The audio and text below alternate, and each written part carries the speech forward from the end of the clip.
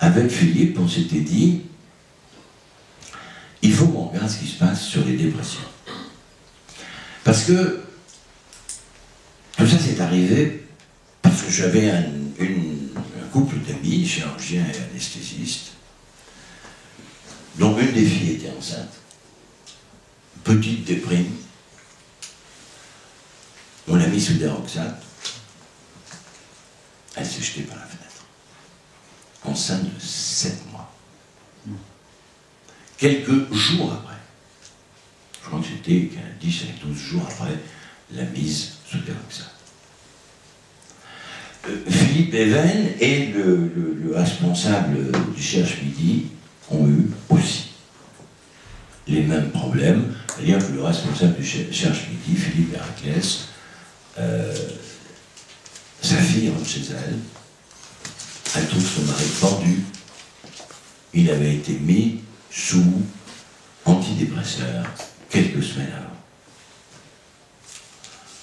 Philippe aussi, donc nous avons essayé de regarder autour de nous il y a quelque temps, et on s'est dit, mais est-ce qu'il y a une relation entre la dépression, est-ce que c'est la dépression elle-même qui entraîne le suicide, ou est-ce que c'est le médicament, comme on parlait quand il y a très longtemps des IMAO, inhibiteurs de siloxydase, ou parce que maintenant il y a d'autres produits, est-ce que ces produits vont libérer, désinhiber, ou est-ce qu'en eux-mêmes, ils peuvent être source de troubles qui iraient jusqu'au suicide ou au meurtre.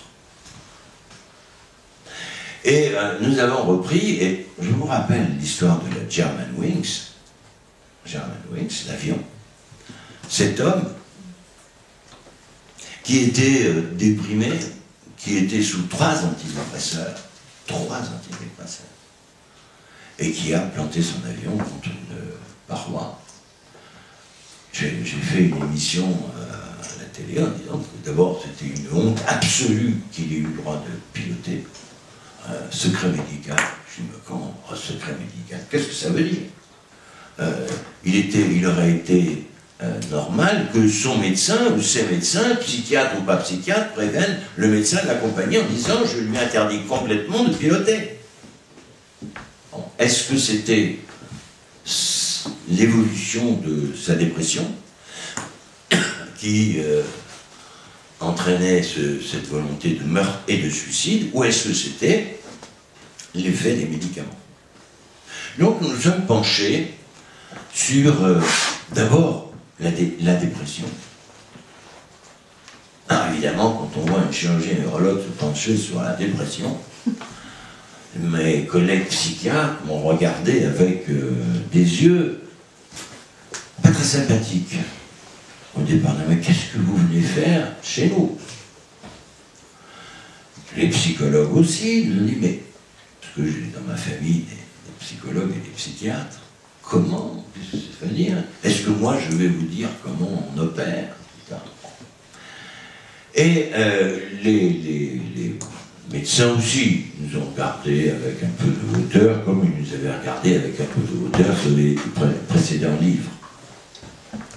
Mais on a fait un travail avec des psychiatres et des psychanalystes, et on a regardé, on a analysé 3500 publications, faits divers. On a interrogé, alors même on a interrogé la ministre de la Santé, on a interrogé beaucoup de monde, et on a essayé de travailler. Qu'est-ce que la dépression? C'est pas vous que je vais apprendre ce que c'est que la dépression. Mais nous, il nous a semblé qu'il y avait quand même beaucoup de dépressions en France, puisque le nombre a été multiplié par 30 en 30 ans. La dépression, il y en a plusieurs, il y a les vraies fortes dépressions, et puis il y a dépressifs passagers, etc., qui sont à peu près 80%. 80% des ceux que l'on dit dépressifs, oh là, je suis en dépression, ne sont pas des vraies dépressions. Ce sont des aléas de la vie, des difficultés, et là, ce que nous voyons, c'est le médecin qui donne des médicaments. Et il donne des antidépressifs. Vous savez combien d'antidépressifs sont donnés? 15 millions de comprimés par jour. Uniquement antidépressifs. 15 millions par jour. Si vous ajoutez les antalgiques, ça fait, avec des antipsychotiques, ça fait 25 millions de comprimés par jour. Vous multipliez, alors c'est pas 25 millions de personnes, parce qu'il y en a qui en prennent 2 ou 3, mais c'est gigantesque. Alors, pour finir, parce que, pardonnez-moi d'avoir été si long, je vous dirais que si on veut éviter ces 15 millions de comprimés par jour, si on veut éviter les drames, il faut qu'on fasse recours, qu'on ait recours à des psychologues. Et c'est ce que nous développons, et pardonnez-moi, parce que là, on me dit arrêtez, vraiment. C'est fondamental. Il me manque la moitié de ce que je voulais vous dire. C'est dommage, hein. Allez, merci.